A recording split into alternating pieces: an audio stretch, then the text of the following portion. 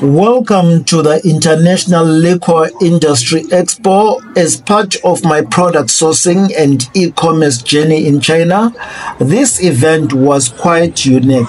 This is the only event where I saw a lot of international brands, foreign brands represented in China. So this is to highlight and showcase that the Chinese market has got a lot of potential for alcohol products and other products related to this industry.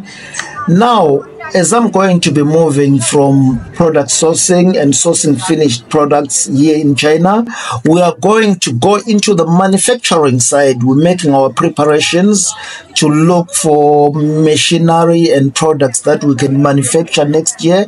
So I'll be visiting other exhibition to source a lot of machineries to make sure that we can identify the winning products. If you're interested, you got your own products, you're interested in coming into the Chinese market and selling your products in China, I recommend you do so, because the Chinese market, like I said, it has got a disposable income and there's a high demand for foreign products, for international products.